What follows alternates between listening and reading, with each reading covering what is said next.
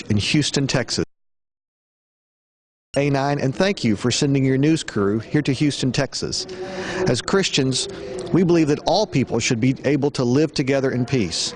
We seek the brotherhood and the sisterhood of people around the world and believe that God is making one family of all the earth.